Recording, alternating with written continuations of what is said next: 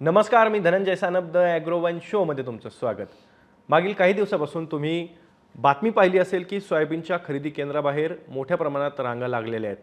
शेतकऱ्यांची एक झुंबड सोयाबीनच्या हमीभाव खरेदी केंद्रावरती उडालेली होती। त्यामुळे मोठ्या प्रमाणात सोयाबीन उत्पादक शेतकरी हैराण झालेले होते। त्याचं कारण असं होतं की 31 जानेवारी ही सोयाबीनची हमीभाव खरेदी केंद्रावरची शेवटची तारीख होती। त्यामुळे राज्यातील शेतकऱ्यांनी मोठ्या प्रमाणात सोयाबीनची जी काही नोंदणी केलेली होती ती नोंदणी केलेल्या शेतकऱ्यांनी सोयाबीन विक्रीसाठी घेऊन गेले, पण तिथे असं झालं की बऱ्याचशा अडचणी शेतकऱ्यांना आल्या आणि त्याच्यामुळे शेतकऱ्यांनी सोयाबीन खरेदीसाठी मुदतवाढ देण्यात यावी अशी मागणी जोरकसपणे लावून धरलेली होती। 29 फेब्रुवारीपर्यंत शेतकऱ्यांनी सोयाबीनच्या हमीभाव खरेदीला मुदतवाढ मागितलेली होती। याच संदर्भात एक निर्णय राज्य सरकारने घेतलाय। केंद्र सरकारने सोयाबीन खरेदीच्या साठी मुदतवाढ राज्य सरकारला दिलेली आहे। राज्य सरकारने एक प्रस्ताव केंद्र सरकारला पाठवला होता आणि त्यानुसार ही मुदतवाढ देण्यात आलेली आहे। मुदतवाढ किती दिवसांची देण्यात आलेली आहे याबद्दलची माहिती आपण आजच्या द ॲग्रोवन शो मधून घेणार आहोत, त्यामुळे व्हिडिओ शेवटपर्यंत बघा।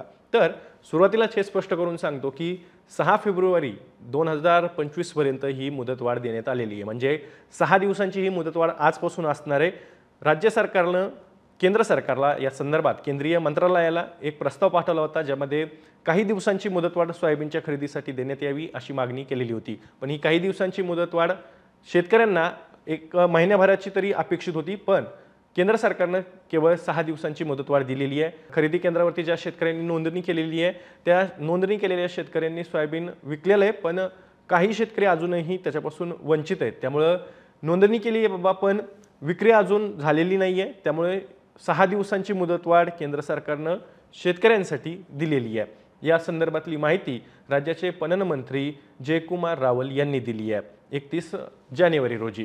त्यामुळे शेतकऱ्यांना नक्कीच ही एक दिलासादायक बाब ठरणार आहे, कारण की बहुतांश शेतकऱ्यांनी सोयाबीनच्या हमीभाव विक्रीसाठी नोंदणी केलेली होती, पण शेतकऱ्यांचं बऱ्याचदा अशा अडचणी येत होत्या की नोंदणी केलेली आहे, सगळं काही झालंय, माल तिथे घेऊन गेलोय तर हमीभाव खरेदी केंद्रावरती, पण तिथे जी काही काटे केले जातात किंवा खरेदी केली जाते तिथे मोठ्या प्रमाणात माल उपलब्ध झाल्यामुळे जागेच्या अभावी खरेदी रखडून बसलेली होती। त्यामुळे शेतकऱ्यांची मोठी कोंडी झालेली होती।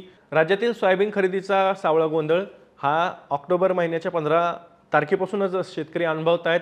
केंद्र सरकारने महाराष्ट्रातून 14,13,270 टन सोयाबीन खरेदीचं उद्दिष्ट निश्चित केलेलं आहे। त्यानुसार 15 ऑक्टोबर पासून ही खरेदी सुरू करण्यात येणार होती। 12 जानेवारी 2025 पर्यंत ही खरेदी करण्यात येणार होती, पण त्यानंतर शेतकऱ्यांनी मोठ्या प्रमाणात मागणी केली की आमचं सोयाबीन अजून हमीभाव खरेदी केंद्रावरती विकण्यात आलेलं नाहीये, त्यामुळे मुदतवाढ द्यावी। राज्य सरकारने त्या संदर्भातला एक प्रस्ताव केंद्रीय मंत्रालयाला पाठवला। तो प्रस्ताव मान्य झाला आणि त्यानुसार 31 जानेवारी ही तारीख निश्चित करण्यात आली होती। अंतिम मुदत ही 31 जानेवारी होती। त्यानंतर शेतकऱ्यांचं तरीही सोयाबीनचं विक्री पूर्ण झालेली नव्हती, त्यामुळे शेतकरी परत 29 फेब्रुवारीपर्यंत सोयाबीन खरेदीसाठी मुदतवाढ द्या अशी मागणी करत होते। त्यानंतर आता राज्य सरकारनं या संदर्भातला शेतकऱ्यांची मागणी पाहता, लोकप्रतिनिधींची मागणी पाहता केंद्रीय मंत्रालयाला, कृषी मंत्रालयाला एक प्रस्ताव पाठवला आणि या प्रस्तावामध्ये सोयाबीनच्या खरेदीसाठी मुदतवाढ देण्यात यावी अशी मागणी केली होती आणि तोच प्रस्ताव केंद्रीय कृषी मंत्रालयाने 6 दिवसांसाठी मंजूर केला। म्हणजेच 6 दिवसांची मुदतवाढ या सोयाबीन खरेदीला देण्यात आलेली आहे। तर हे एक अत्यंत महत्त्वाचं अपडेट शेतकऱ्यांसाठी होतं। खरं तर सोयाबीनची खरेदी ज्यावेळेसपासून सुरू झाली त्यामध्ये शेतकऱ्यांना वेगवेगळ्या अडचणींना सामोरे जावं लागलं।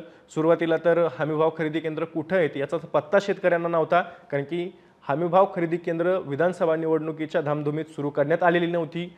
त्यानंतर कशीबशी 2 आठवड्यानंतर हमीभाव खरेदी केंद्र सुरू झाली, पण त्यावेळी मान्सूनचा पाऊस नेमकाच उघडलेला होता। सोयाबीनमध्ये मोठ्या प्रमाणात ओलावा होता, त्यामुळे ओलाव्याच्या निकषामुळे शेतकऱ्यांचं सोयाबीन हमीभाव खरेदी केंद्रावरती नाकारलं जात होतं।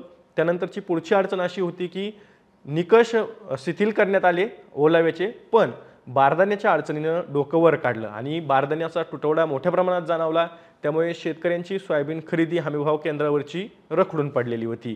तर एक ना एक अशा प्रकारे एक झाली की एक अडचण शेतकऱ्यांना, सोयाबीन उत्पादक शेतकऱ्यांना समोर येऊन उभी राहत होती शेतकऱ्यांच्या। त्यामुळे सोयाबीन उत्पादक शेतकरी जेरीस आलेले होते। केंद्र सरकारने सोयाबीनची हमीभावाने खरेदी सुरू केली, पण त्याचा सकारात्मक परिणाम खुल्या बाजारावरती काही दिसला नाही। सोयाबीनचे भाव सुधारतील, दबाव बाजूला होईल असं वाटत होतं, पण तसं काही या हंगामात पाहायला मिळालं नाही। त्याच्यामुळे शेतकऱ्यांना मोठा आर्थिक फटका बसलेला आहे। राज्याचे पणन मंत्री जयकुमार रावल यांनी दिलेल्या माहितीनुसार 30 जानेवारीपर्यंत राज्यातील शेतकऱ्यांकडून 9,42,397 मेट्रिक टन सोयाबीनचं खरेदी ही हमीभावानुसार करण्यात आलेली आहे। बहुतांश शेतकरी अजूनही यापासून वंचित आहेत। त्यामुळे अशा शेतकऱ्यांनी आम्हाला भावांतर योजना द्या अशी मागणी जोरकसपणे सुरू केलेली आहे। त्याचं कारणही असं आहे की महायुती सरकारनं त्यांच्या विधानसभेच्या निवडणुकीच्या जाहीरनाम्यात शेतकऱ्यांना, सोयाबीन उत्पादक शेतकऱ्यांना 6,000 रुपये दर देण्याची एक घोषणा केली होती आणि त्यासोबतच शेतकऱ्यांसाठी भावांतर योजना देण्याची ही घोषणा केलेली होती। वास्तविक राज्यातील सोयाबीनचे भाव हे 4,892 रुपयांच्या म्हणजे हमीभावापेक्षाही कमी आहेत। त्यामुळे शेतकऱ्यांची ही मागणी आहे की आता महायुती सरकारनं दिलेला शब्द पाळावा, सोयाबीनला 2,000 रुपये प्रति क्विंटल या दरानं अनुदान द्यावं आणि ते भावांतर योजनेतनं द्यावं अशी मागणी शेतकरी करतायत। तर एकूणच हे चित्र आहे।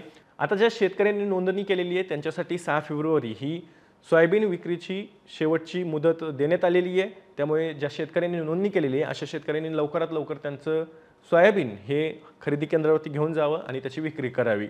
तर हे होते एक महत्त्वाचं अपडेट। आता याबद्दल तुम्हाला काय वाटतंय? तुमच्या काही मागण्या आहेत का सोयाबीन उत्पादक म्हणून?